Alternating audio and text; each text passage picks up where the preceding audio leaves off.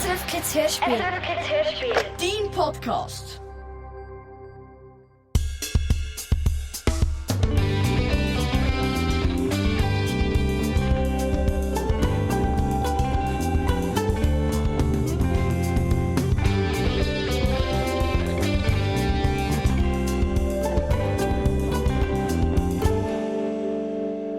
Wenn ein Lehrer sagt, irgendetwas sei spannend, dann ist es doch meistens mega langweilig. Nicht? Hört mal. Heute machen wir etwas richtig Spannendes. Wir sammeln Geld für unser Frühlingslager. Mein Lehrer hat voll begeistert reingeschaut. Die 3. Klasse verkauft Küchen, die 6. Klasse tut Auto waschen und die 4. und die 5. Klasse proben zusammen für einen Talentwettbewerb. Alle aus meiner Klasse haben gejubelt. Und so da, als ob so eine Talentshow das Grösste wäre. Alle, ausser dich. Ich finde Talentshows überhaupt nicht les. Schnell habe ich aufgestreckt. Ja, Clementine? Wir könnten doch auch noch anderes Geld verdienen, habe ich gesagt. Hast du eine bessere Idee? Jetzt musste ich mir schnell etwas einfallen lassen. Mir ist zum Beispiel aufgefallen, dass all die Leute meinem kleinen Bruder amigs den Kopf tätscheln. Also, keine Ahnung wieso. Aber wir könnten meinen kleinen Bruder doch einfach auf einen Hocker setzen und jeder, der will, könnte ihm für 50 Rappen den Kopf tätscheln. Ist doch viel besser als so eine Talentshow. Mein Lehrer hat mich kurz angeschaut, als ob ich von einem anderen Planet wäre. Dann hat er einfach weitergeredet. So fies. So etwas können nur Lehrer. Jemand aus der 5. Klasse hat sogar schon einen Namen für den Wettbewerb erfunden. Die Super Talentshow «Die Nacht der Sternchen». Oh nein, ich weiss, wer das erfunden hat. Das muss die Maggie sein. Die Maggie ist meine Nachbarin. Und alles, was sie macht, macht sie so richtig. Sie ist so eine Streberin. Und wer will das Plakat malen? Unser Lehrer hat fröhlich in die Runde geschaut. Und das war genau der Moment, wo ich angefangen habe, mir ernsthaft Sorgen zu machen. Wenn ein Lehrer schon von Plakatmalen schwätzt, weiss man, dass es ernst gilt. Und dann ist er auch noch mit einer freiwilligen Liste hingekommen. Ich habe aufgestreckt. Ja, Clementine, was willst du gerne machen? Willst du mit dem Buchkiosk laufen während der Vorstellung? Nein, danke, habe ich höflich gesagt. Aber was ich gerne würde, ist mit der Frau Ries reden. Frau Ries ist unsere Schulleiterin. Aber Clementine, du musst nur zu der Frau Ries, wenn man dich schickt. Hast ja gar nichts angestellt. Tja, was nicht ist, kann ja noch werden. Mein Lehrer hat mich angeschaut, wie wenn ich eine Außerirdische wäre. Also gut, wenn es unbedingt sein muss, dann gang halt.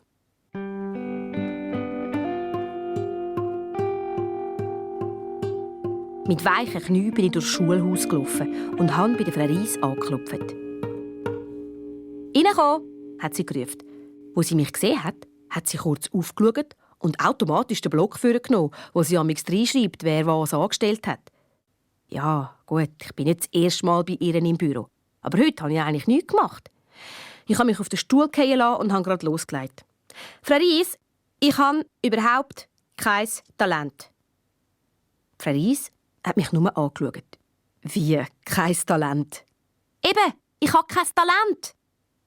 «Aha», hat Frau Ries gesagt. Dann habe ich auch nicht mehr weiter gewusst. «Okay, das ist alles», habe ich gesagt und bin schnell wieder rausgerannt.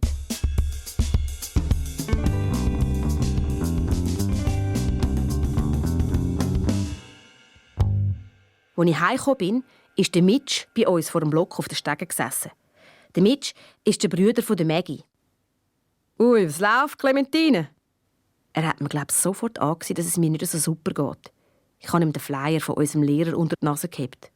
«Super Talentshow, die Nacht der Sternchen, zeig dein Talent», hat der Mitch laut gelesen. «Und jetzt?» Ich habe ihm versucht, ganz leislich ins Ohr zu flüstern, was mein Problem ist. Gleichzeitig kann ich ihm aber auch nicht zu nahe kommen. Nicht, dass er noch denkt, ich will seine Freundin sein oder so. «Ich verstehe kein Wort», hat er gesagt. Also musste ich es nochmal flüstern. «Was? Ich verstehe dich nicht! Ich habe kein Talent!» «Aua!» hat der Mitch gesagt und sich die Ohren zugehabt. «Aber jeder hat doch ein Talent!» «Ich aber nicht!» «Aber du kannst doch singen!» «Nein!» «Tanzen!» «Nein!» Ein Instrument spielen? Nein. Und, Gumpen? Gumpen? Habe ich gefragt. Ja, Gumpen. Das kann jeder. Ich nicht. Ich bin zweimal ein bisschen gestabig in die Luft gegumpelt. Ah, okay, hat der Mitch gesagt. Gumpen geht also nicht. Siehst du, ich habe keine Chance. Nicht gesagt, hat der Mitch versucht, mich aufzuheitern. Vielleicht bist du ein super Talent in etwas, was du einfach noch nicht weisst. Ja, genau, das habe ich auch das Gefühl. Ich muss gehen. Danke für den Tipp. Ich habe ein bisschen gelächelt, damit der Mitch denkt, es gehe mir schon viel besser. Aber das hat überhaupt nicht gestimmt.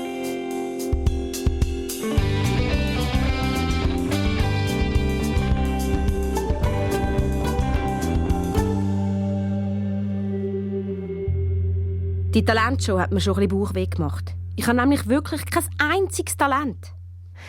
Am nächsten Morgen im Schulbus ist die Maggie neben mich angesessen. Sie ist meine Nachbarin und geht schon in die 5. Klasse. Sie kann alles.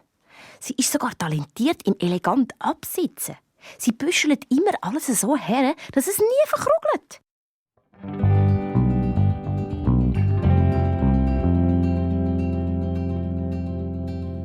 An der nächsten Haltestelle sind die Meier-Zwillinge eingestiegen. Sie heissen Willi und Lili. Die Lili hat sich im Bus zu uns umgedreht. «Was zeigst du an der Talentshow, Maggie?» Die Maggie hat tief geseufzt. «Ah, ich habe viel zu viel Talent. Ich weiss gar nicht, was ich auf der Bühne machen soll.» Die Maggie kann wirklich viel. Sie geht ja auch in etwa 100 Kurse. Klarinette, Majorette, Origami-Tierli falten, Schwimmen, Ballett. Und Maggie ist in jedem Kurs die Beste, sagt sie einmal. «Hey, zeig doch deine Talente einfach alle aufs Mal!» habe ich vorgeschlagen. Eigentlich wollte ich nur ein Witzli machen. Aber die Maggie kommt damals nicht so draus, wenn jemand einen Witz macht. «Das ist ja eine super Idee, Clementine. Danke vielmals!»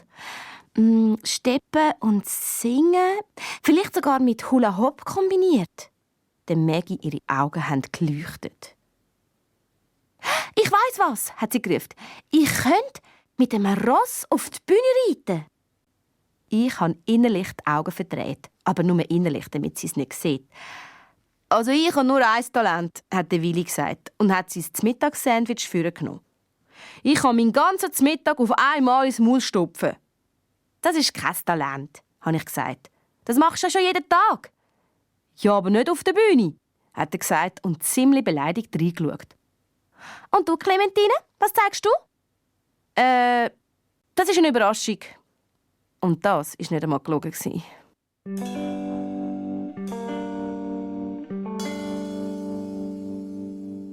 In der ersten Stunde hat unser Lehrer schon wieder mit dieser Talentshow angefangen. Ich weiss, ihr seid alle sehr aufgeregt, wer wann drankommt, wer was zeigt und so weiter. Wir schauen, dass es fair aufgeteilt wird. Bla bla bla bla bla. Ich habe mich in der Zwischenzeit fest konzentriert und versucht, meinen Lehrer zu hypnotisieren. Ich vergesse jetzt die Talentshow und mache mit der Klasse etwas anderes. Ich habe gar keine Lust auf die Talentshow. Die Talentshow ist viel zu anstrengend. Es hat leider nicht geklappt. Ich hatte aber noch einen anderen Plan parat. Ich habe aufgestreckt. «Ja, Clementine, willst du vielleicht doch den Bauchkiosk machen in der Pause?»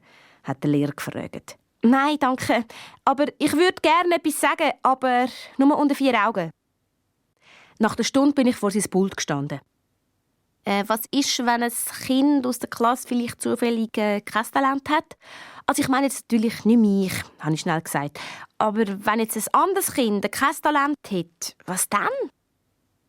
Der Lehrer hat mich erstaunt angeschaut. «Aber jeder hat doch ein Talent, Clementine. Jeder kann irgendetwas besonders gut.»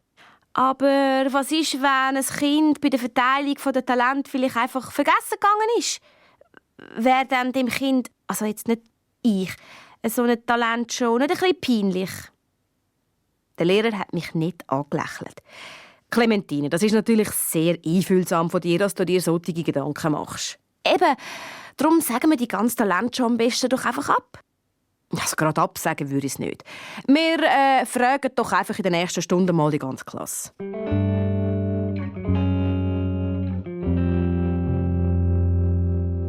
So, wir stimmen jetzt über die Talentshow ab. Wer von euch weiss schon, was er zeigen will?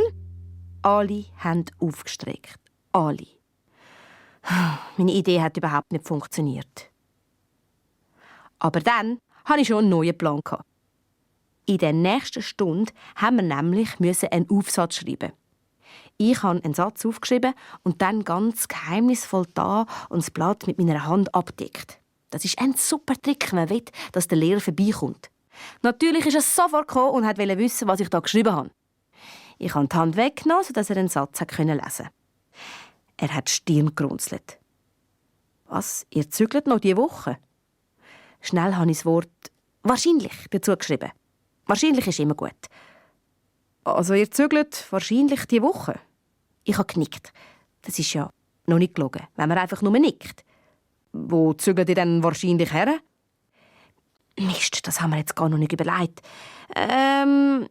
Ich habe schnell im Klassenzimmer herumgeschaut. Manchmal kommt einem dann etwas in den Sinn und jep, ich habe auf ein Poster mit einer Pyramide gezeigt. Was? Ihr zügelt auf Ägypten? Ich habe wieder nur genickt. Aber warum? Hat er weiter gefragt. Hat dein Papi oder deine Mami einen Job in Ägypten bekommen? Ja. Also, mein Papi ist doch Hausabwart. Also, er muss schauen, dass alles gut funktioniert in den Häusern. Mein Papi ist dann wahrscheinlich zuständig für eine Pyramide. Dein Vater ist zuständig für eine Pyramide, Clementine. Dann ist er nicht nur ein Hausabwart, sondern auch ein Archäologe. Nein, er ist einfach Hausabwart. Also er sagt, heutzutage werde alles umgewandelt. Die Cheops-Pyramide ist 146 Meter hoch. Da hätten auch viele Eigentumswohnungen drin Platz. Aha, dein Vater zügelt auf Ägypten, um sich um all diese Eigentumswohnungen zu kümmern. Ja, eben vielleicht. Also natürlich kann mein Papi das nicht allein. Er müsste noch andere Leute anstellen, zum Beispiel ein Liftboy für den Lift. Und darum wäre ich eben dann nicht da für die Talentshow, weil ich ja dann auch helfen müsste. So. Ein Lift in der Cheops-Pyramide. Ja, und er müsste dann auch den Leuten sagen, dass sie zum Beispiel nicht auf dem Dach grillieren sollten.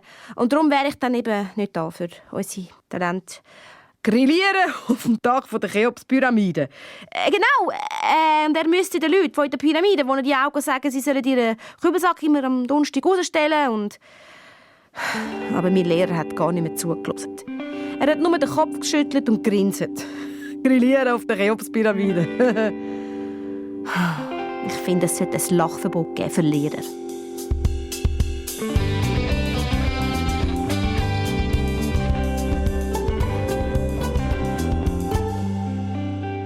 Auch in den nächsten Tagen haben wir in der Schule über nichts mehr anderes als die doofe Talentshow geredet. Als ich von der Schule heimgekommen bin, war mein Vater draussen im Garten am Efeu schneiden. «Hey, Sportskanone, hilfst du mir?» Er hat mir eine zweite Gartenschere angekippt. Ich habe angefangen umzuschnippeln. Nach einer Zeit hat er gesagt, «Gestern beim Nacht warst du so ruhig. Ist alles klar bei dir?» Ich wollte ihm eigentlich gerade von dieser doofen Talentshow erzählen und dass ich ja gar kein Talent habe und dass ich wegen dem nicht mitmachen will. Aber in dem Moment ist der Mitch, der Bruder von der Maggie, zu uns angelaufen. «Hey, was machen wir?» «Wir stutzen Efeu, sonst fährt es zu fest an verwuchern.» Mein Vater hat dem Mitch seine Gartenschere angekippt. «Wow, super!» Der Mitch hat die Schere gepackt und heftig angefangen am Efeu umzuschnipseln. Mein Vater ist auf den Stegen gesessen und hat mit dem Mitch angefangen, über Fußball zu reden. Der Mitch ist ein totaler Fußballfreak. Er will Profifußballer werden. Und ich wollte später mal einen Fußballprofi heiraten. Aber ich wollte dann also nicht den Mitch heiraten, weil ja, der Mitch ist ja nicht mein Freund. Also nicht mein Freund. Und er ist schlecht in Mathe.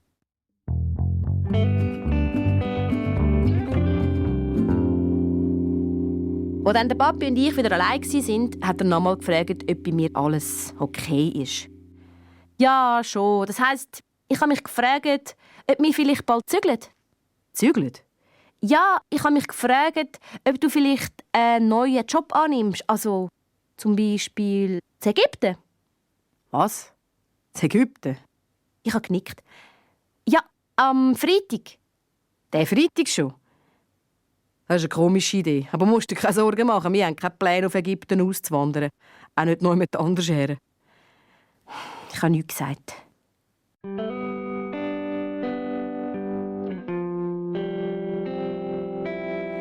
Dann haben wir noch ein bisschen am Efeu herumgeschnipselt. Irgendwann habe ich meinen Papi unauffällig gefragt, ob ihm in letzter Zeit irgendwelche Talente aufgefallen sind, die man haben könnte. Was für Talent meinst du? Einfach keine langweilige wie Singen oder Tanzen oder ein Instrument spielen. Eher etwas Spezielles. Heute Morgen habe ich ein paar Buben im Park gesehen, die haben Drachen steigen lassen. Das hat super ausgesehen. Das hat gut getönt, aber einfach nicht für eine Bühne, ohne Wind und so. Hast du noch andere Talente gesehen? Auf dem Heimweg vom Park da habe ich eine Frau gesehen. Sie hatte einen Pudel an der Leine, einen Laptop unter dem Arm und in der Hand hat sie einen Kaffeebecher gehabt. Zwischen Schulter und Ohr hat sie ihr Handy eingeklemmt. Sie hat ein bisschen ausgesehen, wenn sie jonglieren würde. Jonglieren? Das ist ein gutes Talent. «Danke, Papi», habe ich gerufen. Ich bin sofort ins Haus gerannt und habe alles gefunden, was ich gebraucht habe. Meine Mami, ihr kleiner Laptop und das Handy sind direkt auf ihrem Zeichnungstisch gelegen. Und weil wir keinen Puddel haben, habe ich halt unser Büsi, den Camille Lausanne, genommen. Und nebendran habe ich eine halbvolle Tasse mit kaltem Kaffee gesehen.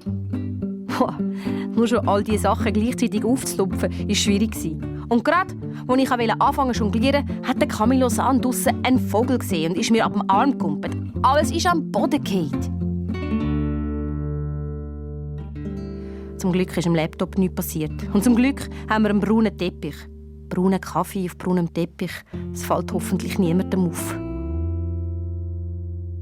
Bin ich halt wieder raus zum Papi und habe ihn gefragt, ob er nicht ein anderes Talent weiss für mich. Er hat mich angeschaut. «Wieso machst du so viele Gedanken über Talent?» Ich habe am Boden geschaut und habe ihm dann den Flyer gezeigt. «Super Talentshow, die Nacht der Sternchen.» Oh, das ist ja ein Titel. Und ich habe ihm 5. Stock aufgezeigt. Der Papi hat sofort verstanden. Die Maggie hat den Titel erfunden. Ja, Maggie hat etwa 100 Talente. Sie wird sicher etwas Obergeniales auf die Bühne bringen. Aha. Und darum willst du auch etwas Obergeniales zeigen? Ja, nicht gerade etwas Obergeniales, aber ich wollte einfach irgendetwas zeigen. Das Problem ist, ich habe gar kein Talent.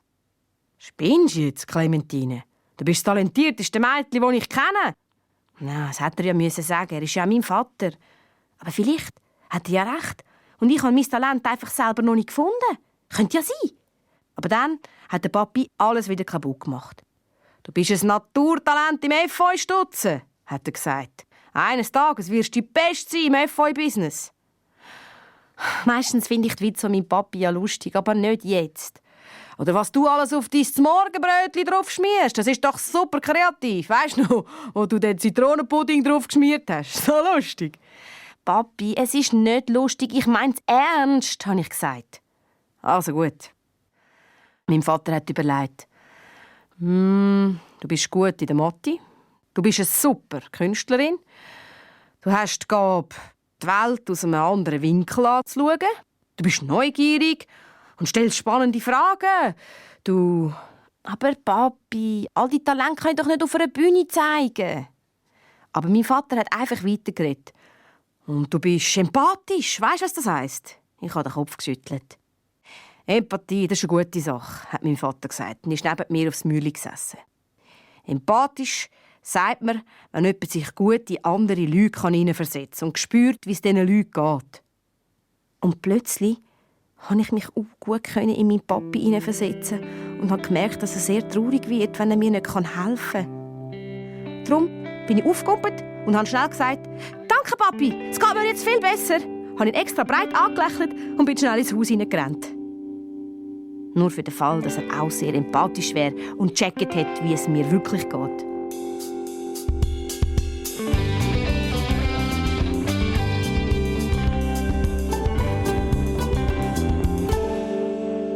Ich habe immer noch keinen Plan, was ich an dieser blöden Talentshow zeigen soll. Alle von meiner Klasse haben das Talent, nur ich nicht. Und dummerweise machen nicht nur wir 4-Klässler mit, sondern auch alle 5-Klässler. Die Klasse von der Superstreber Maggie. Das macht alles noch viel peinlicher für mich. Am Dienstagmorgen ist Maggie, ihre Lehrerin, zu uns in die Stunde gekommen. Sie hatte so auftürmte Haare, dass ich ihr nur Frau Wirbelsturm sage. «Ich freue mich außerordentlich, dass ich die Talentshow leiten darf», hat sie gesagt. «Und damit alles reibungslos abläuft, wird die 4. und die 5. Klasse jeden Morgen ein paar Nummern proben. Wer will anfangen?» Alle haben aufgestreckt. Alle ausser dich. Die Maria ist als Erste dran gekommen, weil sie in der ersten Reihe sitzt. Meine Nummer heisst «Rädli Spezial». Sie ist an die Wandtafel vorgerannt und hat ein Rädli gemacht. Voll in die Wandtafel rein. «Ups, hat's dir etwas gemacht?» Nein, es geht», hat Maria gesagt. «Okay, wir schauen, dass wir in der Nacht der Sternchen dann keine Wandtafel auf der Bühne haben.» Dann ist der Boris dran gekommen. Er ist von seinem Stuhl aufgekumpelt und hat gerufen: «Meine Nummer ist Rädli Orama, Spezial.» Er ist vorgerannt und bevor Frau Wirbelsturm ihn stoppen konnte, hat er schon ein Rädli gemacht. Nicht in die Wandtafel, aber direkt aufs Aquarium zu. Das hat er mit den Füßen zum Glück nicht oben runtergeschlagen. Dafür aber das Hamsterkäfi. Die beiden Hamster, der Zippi und der Kippi, haben das nicht so lustig gefunden. Der Boris hat sie sofort eingesammelt und zurück ins Käfi gesteckt. «Alles okay, Boris?» hat unser Lehrer gefragt. «Also, wir schauen, dass wir dann auch keine Hamsterkäfi auf der Bühne haben.» Dann hat er fragend in die Runde geschaut. «Gibt es jemanden, der kein Rad zeigen auf der Bühne?» Die Hälfte der Klasse, die vorher aufgestreckt hat jetzt die Hand wieder runtergenommen. Mein Lehrer hat den Jon angeschaut und ihn gefragt, was er machen will. Ich habe gehofft, dass der Jon gleich auch das Rädli macht. Der Jon ist nämlich sehr klein. Alles an ihm ist kurz, seine Hände, seine Beine, seine Arme. Wenn er ein Rädli machen würde, dann würde es aussehen wie ein Kugelfisch, der am Boden rumrollt. Das hätte sicher lustig ausgesehen. Aber nein. Der Jon hat seine Schnurrengeige aus dem Hosensack gezogen. «Ich spiele Maulörgeli und mein Hund, der Barry, tut die Winsel dazu.» «Dein Hund, winselt?» hat unser Lehrer gefragt. Der Jon ist zum Fenster übergelaufen und hat rausgepfiffen. Am Jon, sein Hund, ist sofort anzuzotteln gekommen. Das grosse braune Viech wartet nämlich amigs den ganzen Tag auf dem Spielplatz, bis der Jon wieder aus der Schule kommt. Der Barry ist von draussen aufgekumpelt und hat seine Vorderpfoten aufs Fensterbrett gelegt. Dann hat der Jon angefangen, Maulörgeli zu spielen. Und der Barry hat herzzerreissend angefangen zu heulen dazu. «Seht ihr, der Barry liebt es, wenn ich Maulörgeli spiele.» Unser Lehrer hat ein bisschen erstaunt geschaut. «Ja, ich weiss nicht recht, Jon», hat er angefangen. Frau Wirbelsturm hat etwas in ein Büchlein hineingeschrieben und meinem Lehrer gezeigt. Ich könnte schwören, dass sie geschrieben hat, wenigstens nicht nochmal eine Rädli-Nummer. Mein Lehrer hat darauf aber nämlich gesagt: «Okay, Jon, 2 Regeln. Erstens, der Barry muss auf der Bühne an einer Leine sein. Zweitens, falls dem Barry auf der Bühne ein Unglück passiert, du weisst schon, dann musst du aufputzen. He?» Der Jon hat genickt. «Klar, ich nehme Robidog-Säckchen mit.» «Gut. Das ist genug für heute. Nehmen wir jetzt eure Geschichtsbücher vor.» Ich war froh, weil ich wäre garantiert als Nächste dran gekommen. Nach der Schule war ich so müde, von mir die ganze Zeit Sorgen machen, dass mein Kopf ganz schwer war und Maggie mich gefragt hat: «Bist du krank?» «Der entgeht aber auch nichts», habe ich gedacht. «Vielleicht», habe ich gesagt. «Also, ich hoffe, du bist am Samstag dann nicht krank. Sonst verpasst du meine super Nummer an der Talentshow. Das wäre schade, weil du vielleicht etwas von meiner Nummer könntest lernen.» «Hä? Warum? Was zeigst du für eine Nummer?» «Der Titel ist ‹Wie man sich modisch anlegt›.» «Aber das ist doch keine Nummer.» «Doch. Und es ist etwas, was ich sehr gut kann. Und andere eben nicht so.» Bei «andere» hat sie auf mich gezeigt. «Und was ist mit all deinen anderen Talenten? Was ist mit Turnen, Singen und Akkordeon spielen?» habe ich sie gefragt. «Ah, das machen doch schon alle. Aber sich modisch anlegen, das ist ein ganz spezielles Talent. Darum ist meine Nummer eben auch für andere sehr nützlich.» Sie hat mich schon wieder so eindringlich angeschaut und dann auf meine ausgelatschten Turnschuhe. Aber das war mir egal. Ich hatte gerade eine Idee. «Maggie, kann ich nicht eins von deinen Extratalenten haben? Eins, das du an diesem Abend nicht brauchst?» Die Maggie hat mich kritisch angeschaut. Ich bin richtig im Fahrt gekommen. «Du könntest mir doch eins von deinen Talenten beibringen!» Maggie hat einen Moment studiert und dann hat sie gesagt: «Ja, das könnten wir probieren. Komm doch morgen nach der Schule zu mir.»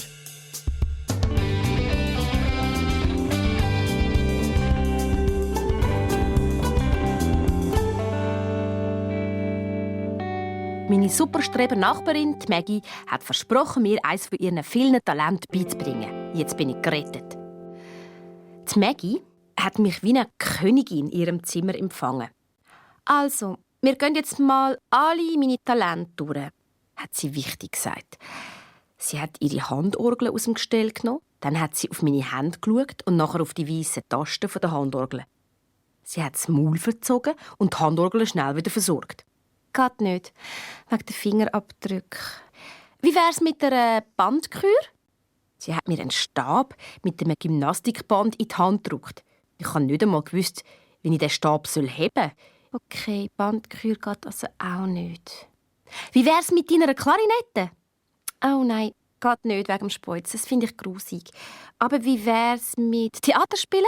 Tu mal so, als hättest du gerade etwas wahnsinnig Spannendes gehört.» Ich habe beide Hände vor das Gesicht geschlagen und mit dem Maul so etwas wie ein grosses O geformt. «Okay, Theaterspielen ist auch nichts», hat Maggie entschieden. «Dann vielleicht Dressur? Aber das geht ja auch nicht ohne Ross.» «Was ist mit Fechten?» habe ich gefragt. Aber die Maggie hat gemeint, ich sei sportlich zu wenig weit zum Fechten. Ich habe schon langsam aufgegeben. «Ich kann's! Steppen!» «Ist das einfach?» habe ich gefragt.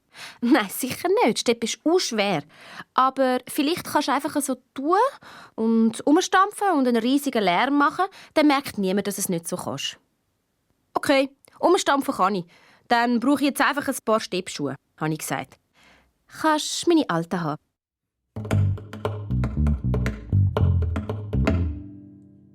Wir sind in ihrem Kleiderschrank gestanden.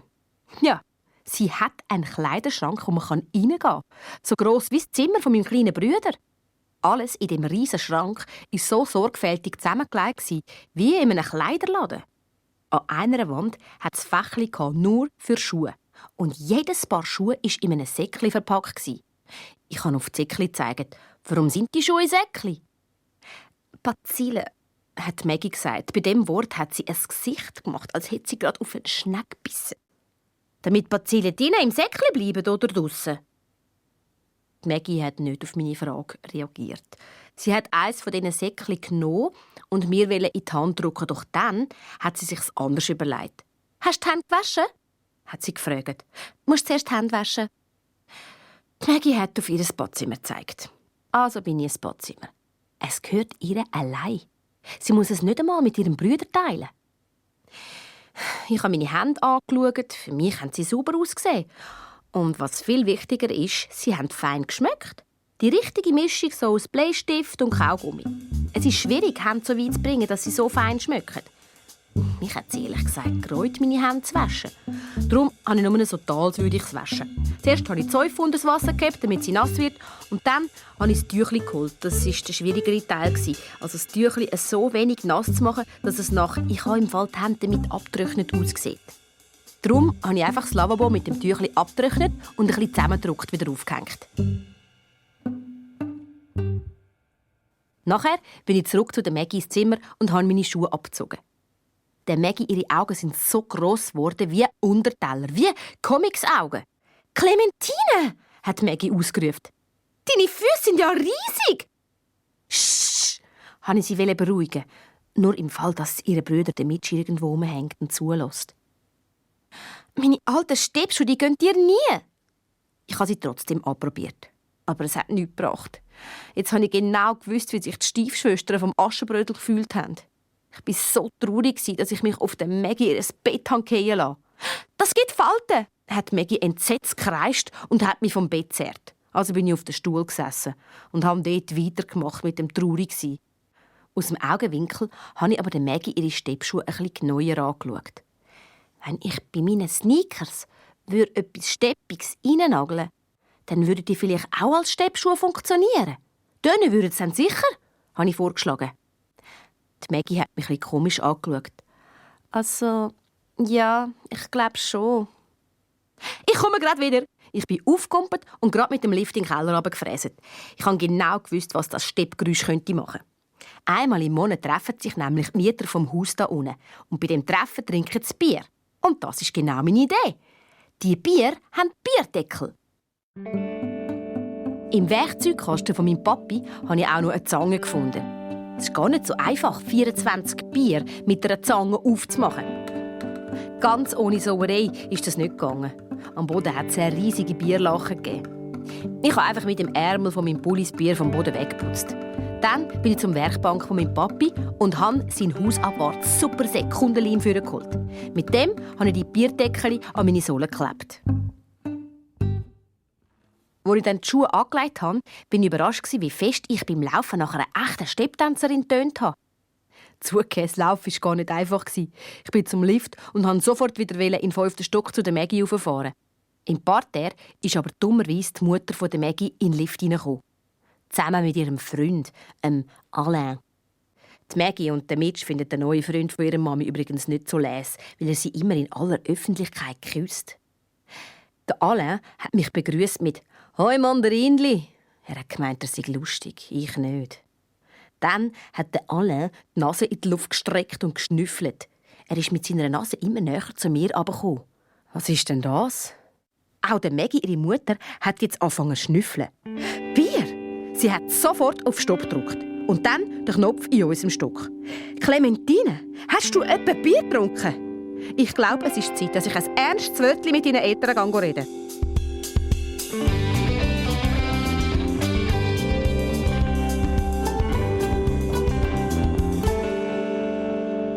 Maggie, ihre Mutter, ist mit mir vor unserer Wohnungstür gestanden und hat geläutet.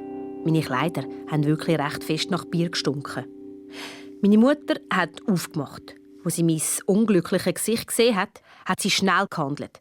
«Oh, danke vielmals, Susanne», hat sie zur Mami von der Maggie gesagt und mich in die Wohnung hineingezogen, als ob ich eine wunderbare Überraschung wäre.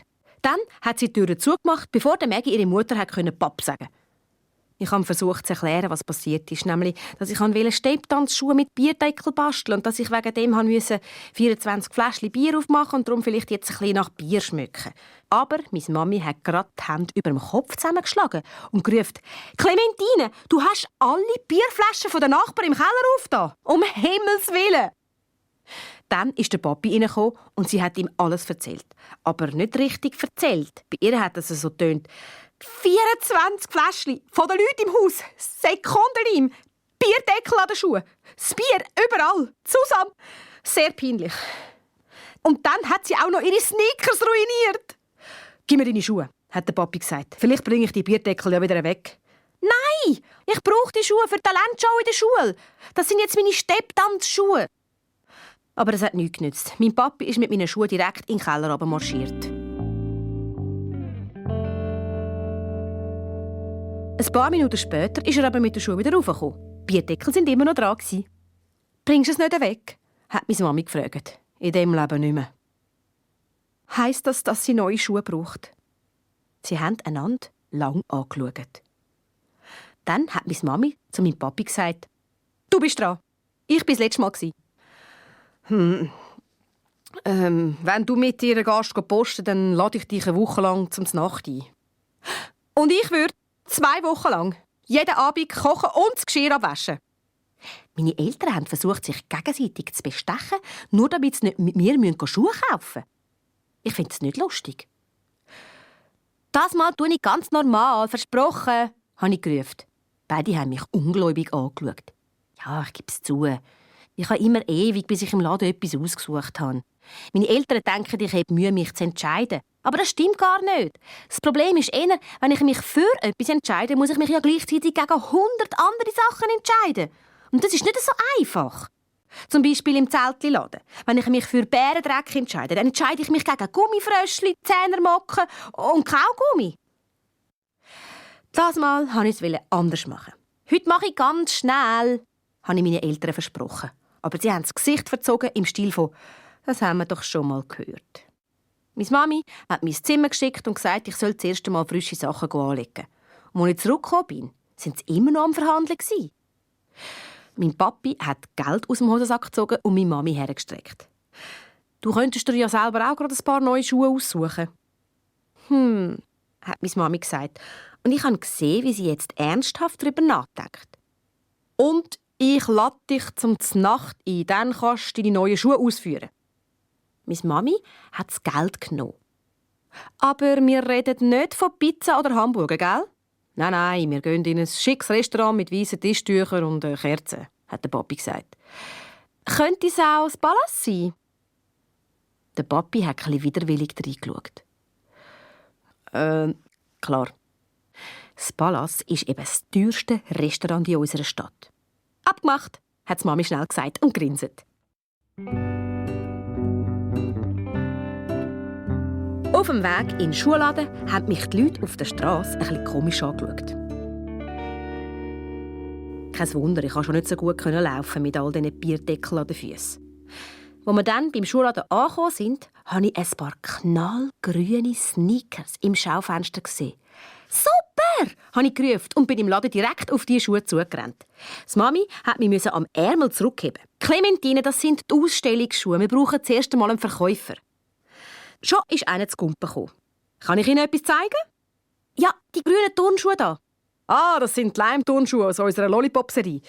Ja, die gibt es in ganz verschiedenen Farben, in Zitrone.» «Schon gut, die Grünen sind super», hat die Mami schnell gesagt. Aber der Verkäufer hat weiter aufgezählt. Eben Zitrone, Orange, Blaubeere, Mango und Wassermelone. Sind alle sehr beliebt. Meine Mami hat geseufzt und hat sich auf einen Stuhl fallen lassen. «Also, bringen Sie sie alle.» Der Verkäufer ist verschwunden und nach einem Zeitchen mit vielen Schachteln zurückgekommen. Er hat all die farbigen Schuhe nebeneinander aufgereiht. Es hat ausgesehen wie ein Sneakers-Regenbogen. Und ich habe alle anprobiert. Alle. Der Verkäufer hat mich gefragt, ob ich wirklich mit jedem Paar Schuhe quer durch den Laden rennen muss, um die Farbe zu testen. Ja, das musste ich. Blaubeere ist die schnellste Farbe. Und mit Wassermelone konnte ich am höchsten gumpen. Also habe ich die beiden Farben miteinander ausprobiert. Das hat auch sehr schön ausgesehen. Der Verkäufer hat gesagt, mischen geht eher nicht. Das war mir eigentlich gleich, weil auf einem Gestell habe ich die schönsten Schuhe überhaupt gesehen. Violette Sandalen mit grünen Schmetterlingen. Ich kann auf die Sandalen zeigen. Und die wären die auch noch? Ich konnte nicht fertig reden. Meine Mami und der Verkäufer haben gleichzeitig gesagt, nein. Gut, was für andere Schuhe haben Sie denn noch? Habe ich gefragt. Aber meine Mami ist aufgestanden und hat gesagt, ich halte es nicht mehr aus. Können Sie bitte schauen, dass sie etwas Gutes auswählt? Und dann hat sie dem Verkäufer noch etwas ins Ohr geflüstert und ist zu den Damenschuhen überspaziert. Als sie weg war, ist der Verkäufer mehr Kinderschuhe holen. Ich konnte es nicht glauben, wie viele Paar Schuhe es in diesem Laden gibt. Zum Schluss hat der Verkäufer ein paar gestreifelte Basketball-Sneakers aufgehebt und gesagt, «Das ist es jetzt. Das sind die letzten paar Schuhe, die wir in diesem Laden haben.» Ich habe es anprobiert. Und dann habe ich zum Verkäufer gesagt, «Okay, ich habe mich entschieden. Ich nehme die knallgrünen Sneakers vom Anfang.» «Ich weiss», hat er geseufzt. «Sie sind schon eingepackt an der Kasse. Deine Mami hat schon vor einer Stunde gewusst, dass es die Grünen werden sein.»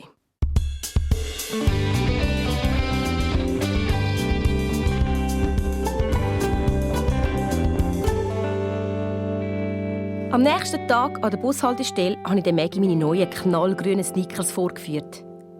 Sie hat so da, als würde sie geinen. Solche hatte ich auch, als ich noch klein war. Aber nicht in grün. Grün ist die tiefste Farbe von allen. Danke, Maggie. Ich bin im Bus eingestiegen, habe meine Füße unter meinem Rucksack versteckt und während der ganzen Fahrt zum Fenster rausgeschaut.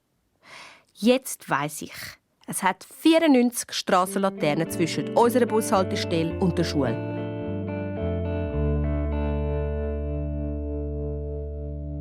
Im Klassenzimmer hat eine Überraschung auf uns gewartet. Eine Aushilfslehrerin, die Madame aber sicher. Ich sage ihr so, weil sie immer «aber sicher» sagt.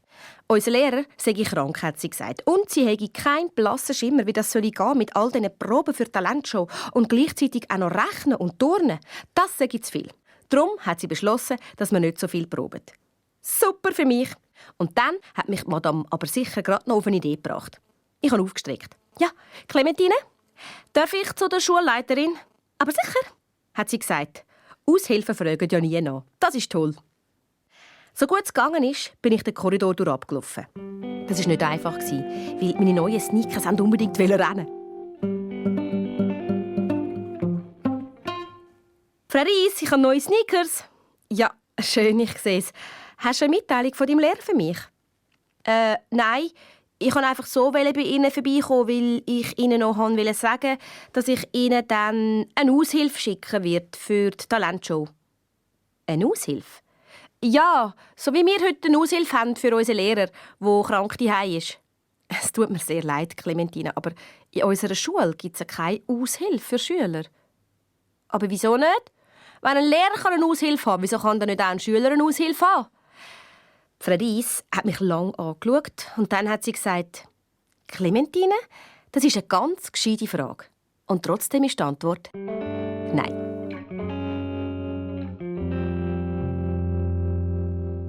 Nach der Schule bin ich zu der Maggie rauf und habe meine alten Sneakers mitgenommen, die mit den Bierdeckeln an der Sohle zum Steppen. «Okay», hat Maggie gesagt. «Ich zeige dir, wie man steppt, aber du musst alles machen, was ich sage. Denk daran, du bist 10 und ich bin 11. Das heisst, ich bin der Chef.» Das ist so eine Regel, die ich nicht so gerne habe. «Was ist mit deinem Bruder, dem Mitch?» habe ich gefragt. «Der ist älter als du. Ist er auch der Chef von dir?» «Der Mitch ist der Mitch. Er kann nicht Chef sein von irgendjemandem.» «Und was ist mit meinen Eltern? Die sind noch viel älter als der Mitch. Sie sollten Chef sein von uns allen.» «Sicher nicht», hat Maggie gesagt.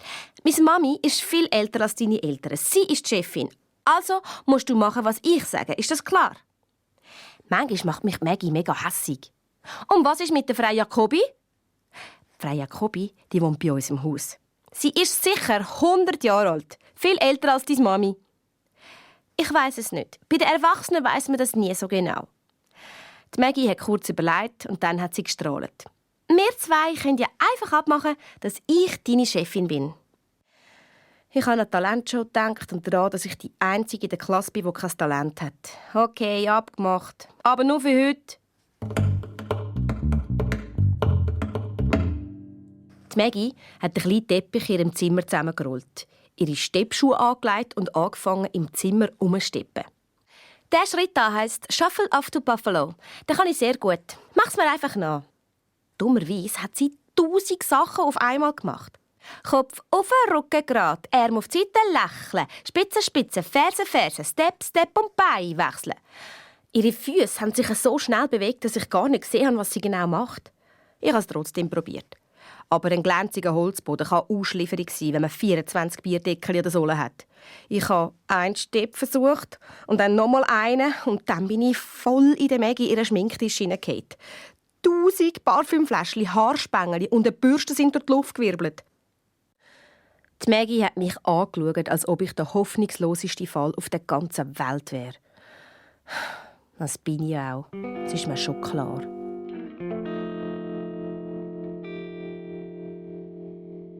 Aber dann hat mich die Maggie echt überrascht. Sie ist nicht durchgedreht. Sie hat alles aufgelesen, was ich am Boden geschossen habe, und hat ganz ruhig gesagt: «Wir finden schon noch etwas, was du noch lernen kannst.» «Danke vielmals für die Lektion einen Weg.» Ich habe meine neuen Turnschuhe angelegt und bin rausgelaufen. Draussen war mein Vater am Heckenschneiden. Ich wollte ihn gerade fragen, ob er vielleicht ein neues Talent entdeckt habe, das ich noch vielleicht ausprobieren könnte. Aber dann ist mein kleiner Bruder rauszurennen und wollte die Heckenschere auflesen. Mein Vater war aber schneller. «Nein, das ist nichts für kleine Buben», hat er gesagt. Mein Bruder hat gerade fest anfangen zu brüllen. Aber ich habe schnell ein paar Äste in meinen Pulli hineingesteckt und habe angefangen, wie ein Heckenmonster rumzulaufen. «Hilfe! Hilfe! Ich bin ein Heckenmonster!» Mein Bruder hat ganz vergessen, dass er brüllen wollte und hat sich gekugelt vor Lachen. «Siehst du, Clementine», hat mein Papi gesagt, «nochmal ein Talent von dir. Niemand kann deinen Bruder so fest zum Lachen bringen wie du.» Plötzlich hatte ich eine Idee. Ich könnte meinen Bruder in die Talentshow nehmen und eine Hundenummer machen. «Papi, haben wir irgendwo eine Hundeleine?» «Nein, wieso?» «Einfach.»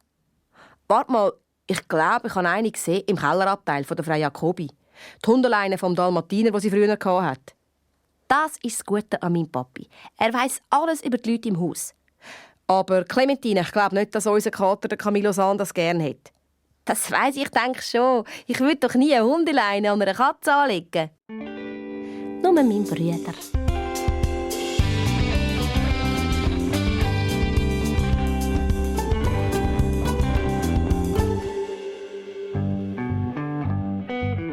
Am Tag der grossen Talentshow in unserer Schule habe ich endlich gewusst, was ich zeigen will. Jetzt musste ich es nur noch proben. Beim Morgen habe ich meine Eltern an die Aufführung erinnert. «Ich komme schon schauen heute Abend, oder? Es fängt um 6 Uhr an.» «Sicher kommen wir», hat die Mami gesagt. «Wir haben ja noch gar nicht gesehen, was du vortanzt. Zeigst du uns deinen Stepptanz?» «Oh, ich habe eine bessere Nummer gefunden.» Meine Eltern haben mich gefragt, was es für eine Nummer ist, aber ich habe ihnen gesagt, es sei eine Überraschung. «Ihr werdet es super finden», habe ich versprochen. Dann habe ich meinen kleinen Bruder in mein Zimmer gelockt zum Üben. Es war einmal ein Mann, der hat Elvis geheissen, habe ich angefangen. Sein Beruf war Singen und Tanzen, bis alle Frauen im Publikum in Ohnmacht fallen und ihn heiraten wollen. Ich habe angefangen, Luftgitarre zu spielen. «Yenas behind her, cry no time.» Mein Bruder ist total historisch geworden. Oder wie das heisst. Er hat so fest angefangen zu lachen, dass ich Angst hatte, sein Morgenmüsli käme zurück. Etwa vor einem Jahr haben wir eine alte Fernsehsendung mit dem Elvis gesehen. Als ich nachher noch mal den Song gesungen habe, ist mein kleiner Bruder fast durchgefallen. Ich habe gar nicht gewusst, wie das Lied weitergeht, aber das war egal. Ich habe einfach irgendetwas erfunden. «Jenes Barhanda, krachst in den Spagat» oder «Du alter Spargelsalat». Und mein Bruder hat vor Lachen fast in die Hose gemacht. «Jenes Barhanda, Aubergine-Schleim», habe ich jetzt weiter gesungen. Und mein Bruder hat es geschüttelt vor Lachen. Dann habe ich schnell die Hundeleine vorgenommen und sie bei seinen Latzhosen hinten durchgeschlauft. Mein Bruder hat sofort mitgespielt. «Wuff, wuff, ich bin ein Hund!» «Nein, du bist kein Hund», habe ich ihm gesagt. «Wuff, doch, ich bin ein Hund!» «Also gut, aber denk dran, heute Abend bist du ein besonderer Hund. Einer, der den Elvis lustig findet.» Wir hatten noch ein bisschen Proben zusammen. Und als mein Bruder sein Mittagsschläfchen machen musste, habe ich meine Ansage geübt. «Guten Abend, meine Damen und Herren. Ich zeige Ihnen heute Elvis und der lachende Hund.»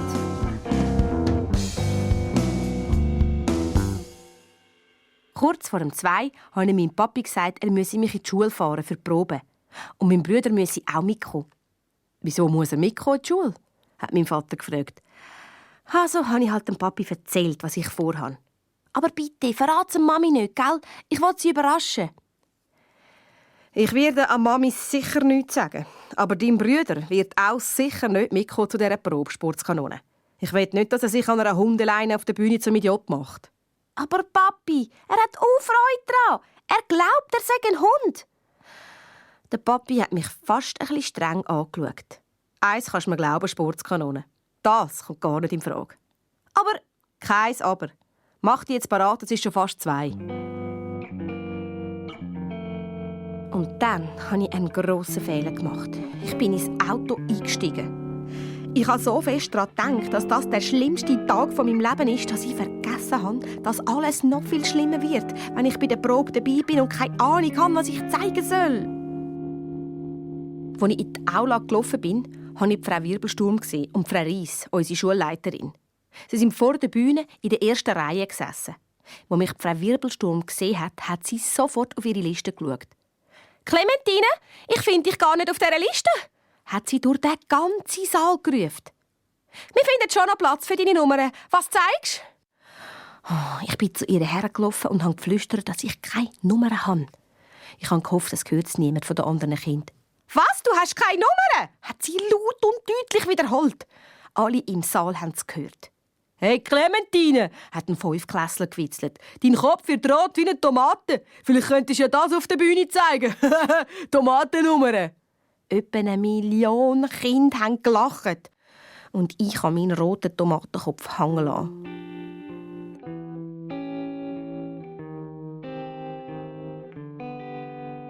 «Clementine, sitz doch her. Du kannst mir Gesellschaft leisten während der Probe.» Frau Ries hat auf den Lehrplatz neben sich gezeigt. Also bin ich eingeklemmt zwischen den beiden Lehrerinnen gesessen. Und alle anderen haben jetzt gewusst, dass ich kein einziges Talent habe. Dann ist es losgegangen mit der Hauptprobe. Die ersten Nummern sind «Die verrückten Rädchen».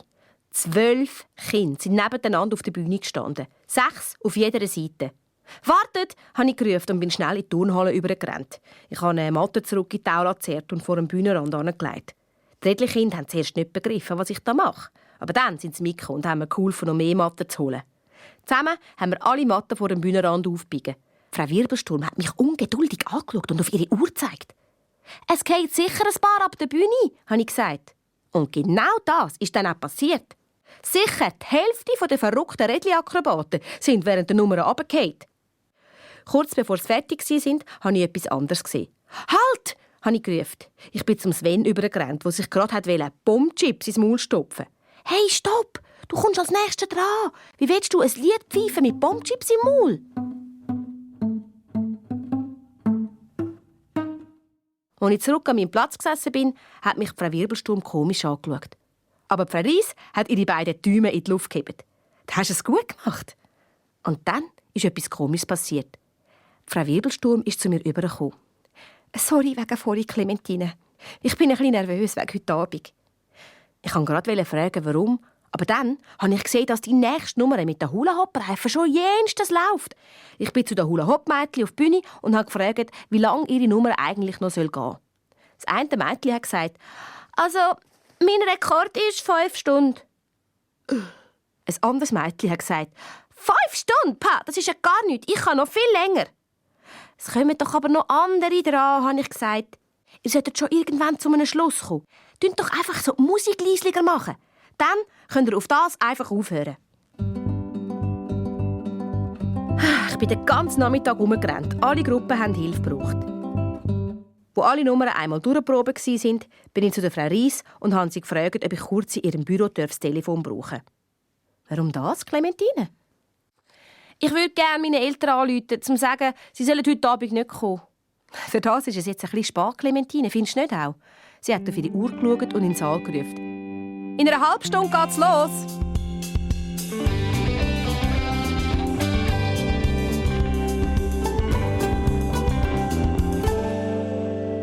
Es ist losgegangen mit unserer Talentshow. Alle 4. und 5. Klässler sind hinter dem Vorhang gestanden und haben zittert vor Aufregung. Ich habe hinter dem Vorhang vorgehüchselt.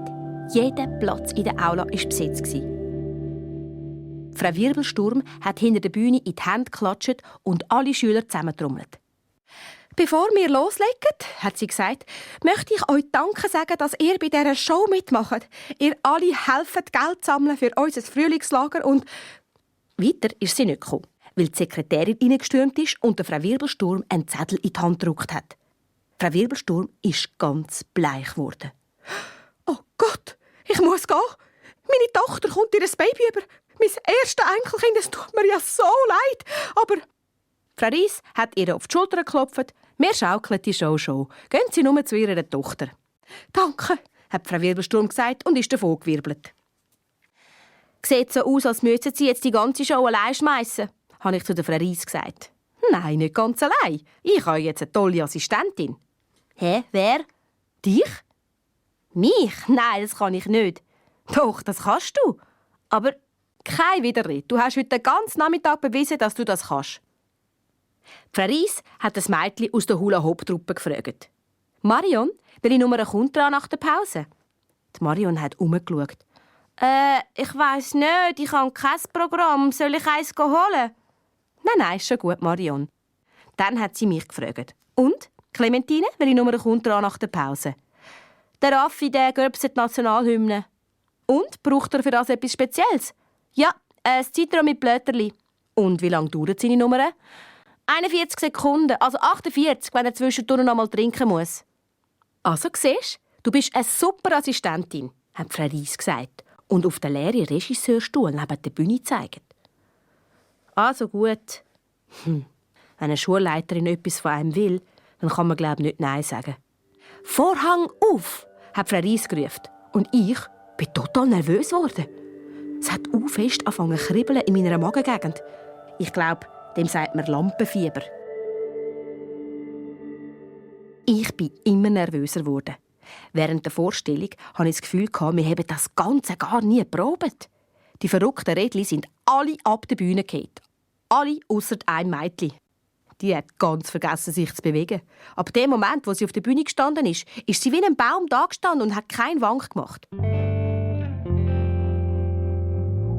Nachher sind Maria und der Boris aus meiner Klasse drangekommen. Auch sie haben eine Rädchen-Nummer gezeigt. Und, oh Wunder, auch sie sind ab der Bühne gefallen. Zum Glück hat sich niemand verletzt. Und das Publikum hat gemeint, das müsse alles so sein. Als nächstes sind Lili und der Willi dran, die Meier-Zwillinge. Der Willi ist schon am Klavier gesessen. Und Lili ist am Mikrofon gestanden und wollte die Nummern ansagen. Aber plötzlich ist sie ganz grün geworden im Gesicht. Und dann hat sie voll übers Mikrofon hineingekörbelt. Oh nein! Ich wusste, der Willi der macht immer alles der Lili nach. Ich konnte gerade noch zu ihm anrennen und rufen: «Willi, nicht übers Klavier!» Gerade noch rechtzeitig. Ich habe schnell den Vorhang gezogen, damit es dem Publikum nicht auch noch schlecht wird. Der Hausabwart ist zu Rennen gekommen und hat angefangen zu putzen. Und dann hatte ich eine Idee. «Schicken Sie Selim vor den Vorhang», habe ich der Frau Reis gesagt. «Wieso? Wir haben kein Mikrofon dort vorne.» «Das macht doch nichts. Selim ist laut genug. Sie kann ihr Gedicht vor dem Vorhang aufsagen.» Also ist Selim vor dem Vorhang und hat ihr Gedicht ins Publikum rausgeschrien. Und als sie fertig war, war die Bühne wieder blitzblank geputzt. Die Hula-Hopper sind als nächstes dran gekommen. Bei ihnen ist alles gut gegangen. Nur haben sie total vergessen, was ich ihnen gesagt habe, das mit dem Aufhören. Als die Musik fertig war, haben sie einfach weitergemacht. Also musste ich wieder den Vorhang ziehen und die Hula-Hopper ab der Bühne zerren, sodass die Zeiligumper anfangen konnten. Die Zeiligumper haben gemeint, wenn die Hula-Hopper schon so lange auf der Bühne bleiben, dann können sie das auch. Als die Musik fertig war, haben auch sie einfach weitergemacht. Also musste ich den Vorhang schon wieder zuziehen. Und dann ist die Maggie dran gekommen. Sie hat alles richtig gemacht. Sie ist rechtzeitig auf die Bühne gekommen und ihr Kleid ist perfekt gesessen. Aber genau in dem Moment, wo sie vor dem Mikrofon gestanden ist, um ihre Nummern anzusagen, hat ihre Mutter ein Foto von ihr gemacht. Und das war ein böser Fehler. Weil immer, wenn jemand ein Foto von der Maggie macht, kann sie sich nicht mehr bewegen. Sie friert einfach ein. Und genau das ist jetzt passiert. Die Maggie ist mit offenem Maul vor einem Mikrofon gestanden und hat sich einfach nicht mehr bewegt. Oh nein!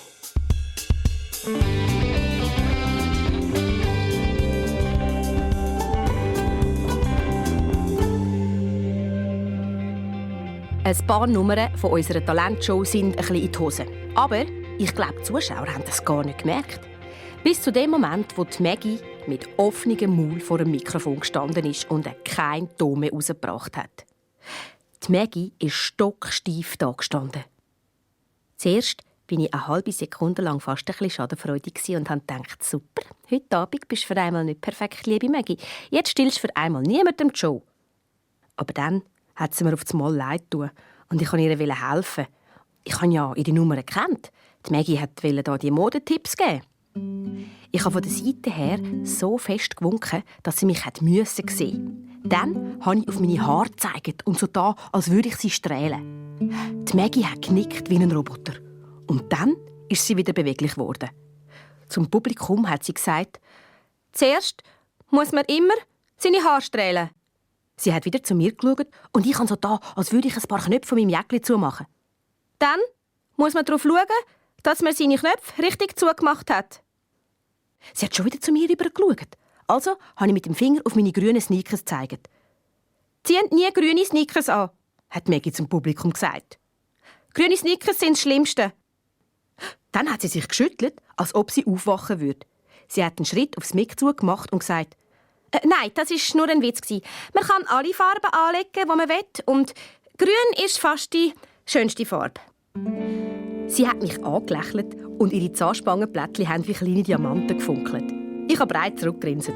Ohne Diamanten, weil ich leider noch keine Zahnspangen habe.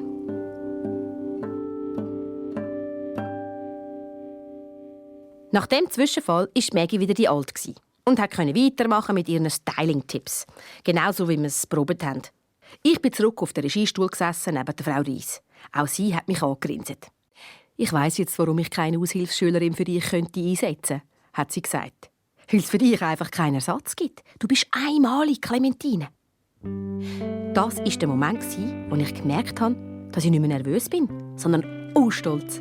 Und das stolze Gefühl ist bis zum Schluss der Talentshow bei mir geblieben. Und alles, was schief gelaufen ist, und es ist wirklich viel schief gelaufen, haben Frau Ries und ich retten. Dann ist die letzte Nummer dran gekommen. Der Jon und sein Hund, der Barry.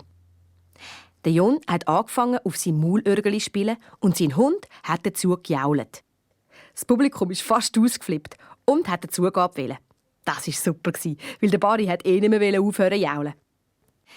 Ein bisschen bin ich dann doch neidisch, als ich mir vorgestellt habe, wie cool mein kleiner Bruder an dieser Hundeleine gewesen wäre und wie das Publikum auch unsere Nummern geliebt hätte, vor allem meine Eltern. Wo alles vorbei war, habe ich gedacht, dass meine Eltern sich wahrscheinlich fragen, Moment, was hat unsere Tochter eigentlich gezeigt? Frau Ries und ich haben den Vorhang zugezogen und haben alle auf die Bühne geschickt, so wie wir es geübt hatten. Dann hat Frau Ries den Vorhang wieder aufgezogen. Und alle haben eine Verbeugung oder einen Knicks gemacht. Und es sind zum Glück nur ein paar wenige Köpfe zusammengetatscht. Das Publikum hat geklatscht und gelacht und ich bin auf der Seite der Bühne neben der Frau Ries gestanden. Ein Teil von mir war unglücklich. Ein anderer Teil aber auch ein bisschen traurig. Eines Tages habe ich gedacht, würde ich schon auch gerne selber auf der Bühne stehen und spüren, wie es ist, wenn ein Publikum für mich klatscht. «Wir haben es geschafft», habe ich zu der Frau Ries gesagt. «Es ist vorbei.» «Ja, Clementine, wir haben es geschafft, aber es ist noch nicht ganz fertig.» Sie ist zum Mikrofon angelaufen und hat gesagt: «Liebe Damen und Herren, danke, dass Sie alle da sind heute Abend für unsere Nacht der Sternchen. Ich möchte Ihnen jetzt noch unseren eigentlichen Star vom Abend vorstellen. Die Person, die das alles heute Abend möglich gemacht hat. Unsere sehr talentierte Regisseurin. Ohne sie hätten wir heute Abend da keine Show zeigen können.» Ich habe zuerst gedacht, sie meinen Frau Wirbelsturm, die vielleicht wieder auftaucht sei. Aber dann hat Frau Ries mich auf die Bühne geholt. «Meine Damen und Herren, bitte einen grossen Applaus für die Clementine!» Ich bin so verschrocken, dass ich einfach das Publikum angestarrt habe. Alle 4. und 5. Klässler auf der Bühne haben zu mir geschaut. Sie haben gegrinset und mir gewunken. Dann haben alle angefangen zu klatschen. Zuerst nur ein bisschen und dann immer mehr. So fest, dass ich Angst bekommen habe, die dünneren Kinder würden ihre Handgelenke brechen. Auch das Publikum hat geklatscht, ewig lang. Es ist so laut geworden, dass ich das Gefühl hatte, meine Ohren fallen jetzt dann ab. Aber das war mir gleich.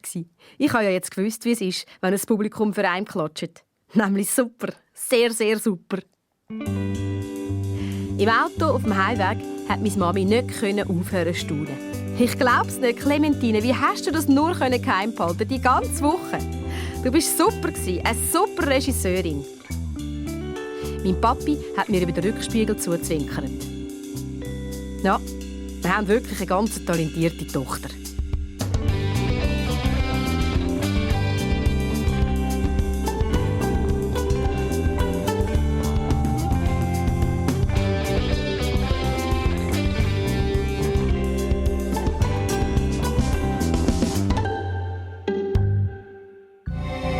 SRF Kids Hörspiel.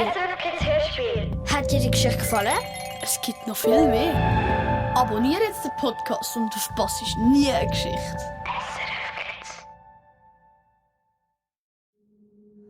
Das war ein Podcast von SRF. Produziert im Auftrag der SRG.